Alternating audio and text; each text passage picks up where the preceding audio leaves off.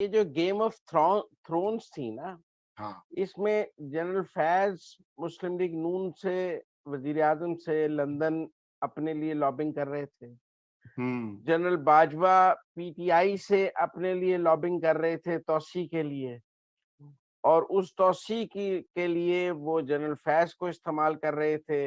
एक तो जनरल फैज़ को उन्होंने पेशावर से तो चेंज किया लेकिन एक कोर बहावलपुर दिए रखी ताकि बिल्कुल उन्हें ऑब्सोलीट ना किया जाए।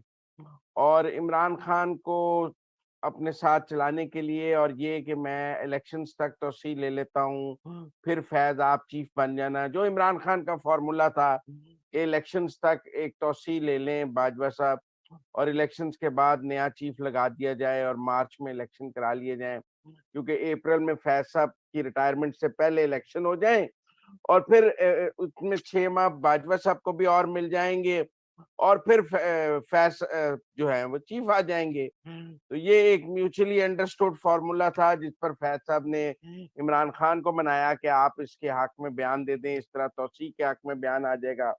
बाजवा साहब का ख़्याल था कि एक दफ़ा तौसीह की कंसेंट एक तरफ से आ जाएगी, तो दूसरी तरफ पार्टी तो वैसे ओब्लाइज्ड है, मैंने उसे हुकूमत दी है, तो मैं तौसीह ले लूँगा। इस दौरान उन्होंने इमरान खान को ये भी ते रखा कि आप हुकूमत पे प्रेशर भी रखें।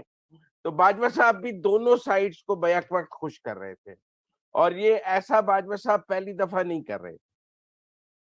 ये छे बाजवा साहब का ये स्टाइल 2018 के बाद से था और वो अब जब आप कहते हैं कि फैज़ साहब जो भी कर रहे थे, वो बाजवा साहब की मर्ज़ी से कर रहे थे।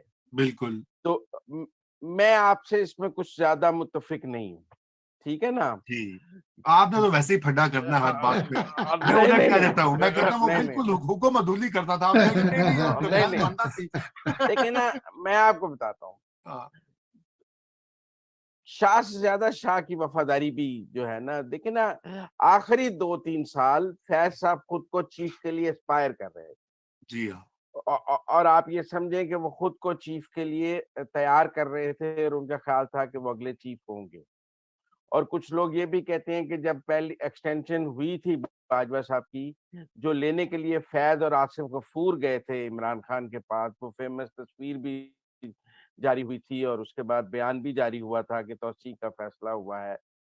तो उस वक़्त ही ये तय हुआ था कि इस बार बाजवा साहब तौसीह ले लें और अगले जो चीफ होंगे वो फैज़ होंगे। तो और ठीक। इस तरह फिर फैज़ साहब अगला इलेक्शन कराएँगे और उन वो उस इलेक्शन के नतीजे में इमरान खान दोबारा वज़ीर-ए-आज़म बनेंगे। इस तरह ये एक 10 साला मंसूबे का स्क्रिप्ट तय हुआ था।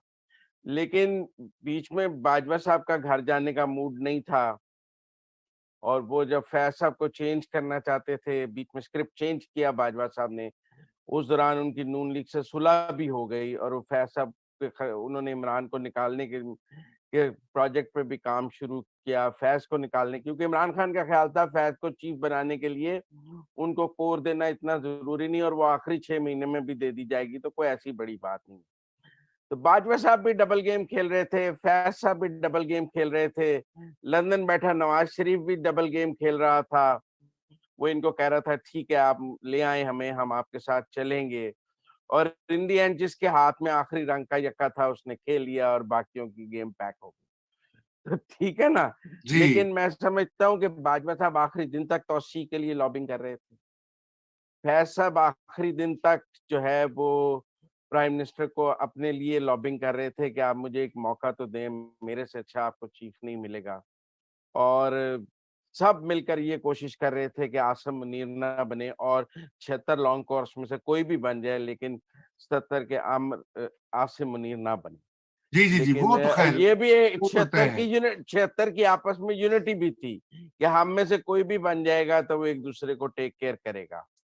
और इसीलिए अज़हर अब्बास भी नहीं बने क्योंकि अज़हर अब्बास ने पिछला नेगोशिएशन सारी की थी नून लीग के साथ। जब फैज़ साहब को बाजवा साहब ने यूज़ नहीं किया था और अज़हर अब्बास को यूज़ किया था इस काम के लिए। तो लेकिन जो कुछ अज़हर अब्बास ने भी कमिट किया था वो पूरा नहीं हुआ। ये जो रेजीम थी इसमें फैज़ साहब के बारे में भी एक ट्रस्ट डेफिसिट था कि ये टेबल पे बैठ के जो बात मान लेते थे, बाद में उससे मुकर जाते थे। और बाजवा साहब एक फादरली रोल रखते थे कि मुझे तो पता ही नहीं था, अच्छा ऐसा तय हुआ था, ऐसा कर लेते हैं।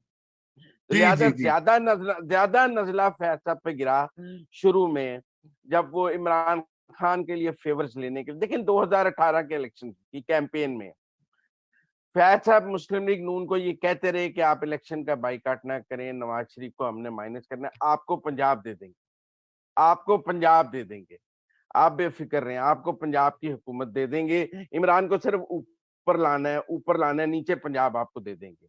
और फिर इन दी एंड जब पंजाब देने की बारी आई तो वो मुकर गए। उसके बाद उन्होंने कहा बस इमरान को लाना था, अब आप लोगों को मजीद तंग नहीं करेंगे, फिर गिरफ्तारियां शुरू करा दी, शहबाज साहब हाँ। की, हमजा की, सबकी। आप समझिए ना, जो जो उनके साथ डील कर रहा था, मतलब आप यस समझिए ना, जो जो उनके साथ डील कर रहा था। आप देखिए सोहेल वड़ाइक साहब को शहबाज साहब ने एक इंटरव्यू में कहा भी कि मैंने तो अपनी कैबिनेट भी फाइनल कर ली थी, जी जी जी जी जी। याद है? वो मुझे याद किसके है जब इशारे पे ये बात उन्होंने मुझे भी कही थी, मैं खुद कर जाती ली तौर थी? पर जी। तो ये किसकी किसकी अंडरस्टैंडिंग पे वो ये बात कर रहे बस थे? वो फिर आपको तो पता ही ये है। पहली एक एक पॉलिटिकल लीडर ने मुझे ये कहा कि मुजम्मिल साहब हमें 40 साल हो गए हैं इस मुल्क में आईएसआई से डील करते हुए। ये छोटे रैंक के ऑफिसर्स तो बात करके स्लिप कर जाते हैं कि ऊपर अफसर नहीं माना, उनके पास लेम एक्सक्यूज होता है कि जी ऊपर अफसर नहीं माना। लेकिन जब कभी डीजी आईएसआई से मुलाकात होकर कोई बात तय हो जाए तो वो पत्थर पर लकीर होती थी कि यहाँ डीजी आपको यस कर देगा या नो कर देगा। और डीजी का एक डेकोरम रहा है हमेशा, हमीद गुल से लेके हर जगह, कि जी उन्होंने बात करनी है या नो कर देगा या यस कर देगा, क्योंकि ताकत इतनी ज्यादा है कि नो भी कर सकते हैं। जी जो जाने वाला है वो इस पोजीशन में नहीं होता है कि आप नो करेंगे तो वो नाराज हो जाएगा, वो तो बेचारा बैगर हैव नो चूजर, ये पॉलिटिशियंस बैक करने ही जा रहे होते हैं। जी लेकिन जी फैज साहब पहले चीफ आए जो बात करके मुकर जाते थे, जो आपके साथ टेबल पे जो डन करेंगे, ये इस बात की कोई गारंटी नहीं कि वो अगली बार जब आप टेबल पे बैठेंगे तो वो बात ऑनर होगी। चलिए। ये जो उनका ट्रस्ट डेफिसिट था, ये पाकिस्तान के पॉलिटिकल एरिना में इतना ज्यादा हो गया था कि कोई भी आखिरी दिनों में उन पर कोई इतबार करने के लिए तैयार नहीं। बिल्कुल बिल्कुल ठीक। मुजम्मिल साहब आपका कॉलम नाजरीन अब और देख लीजिए। मैं अब आगे नैयर आपसे पूछता हूँ, आज आपने इमरान खान साहब की ट्वीट देखी होगी जो उन्होंने नए आर्मी चीफ को और जनरल साहिर शमशाद मिर्जा को मुबारकबाद देने के वक्त कही। आपने अगर वो नहीं देखी तो मैं आपको पढ़ के वो बता भी देता हूँ, लेकिन आप उस पर जरा अपना कमेंट तो दें। आपको क्या लगा है कि क्या खबरें वो हैं? ऑन ऑन ऑन स्क्रीन भी दिखाए ना ऑन स्क्रीन भी नाजरीन को। दिखाते हैं, बिल्कुल जी ऑन स्क्रीन दिखा दीजिए। तो खबरें क्या हैं नैयर, इस्लामाबाद में क्या बज है? बहुत शुक्रिया रजा। अभी सरवदी साहब मुझे कुछ वो शाकी दिखाई दे रहे थे इस बात पे कि वो जो बाजवा साहब और उसके बाद फैज साहब के बारे में बात करते रहे, खासतौर पे जब उन्होंने कहा कि अपने कॉलम भी बिल्कुल कि मैं उनका पढ़ रही थी थोड़ी देर पहले, तो उन्होंने जो उसमें लिखा कि वो वाहिद DGISI थे जो जिनकी बात के हवाले से, और शायद वो खान साहब और उनके दरमियान में जो एक मुमासलत थी वो यू टर्न वाली थी और उनकी आपस में बहुत गाढ़ी छनती थी फैज साहब की और खान साहब की।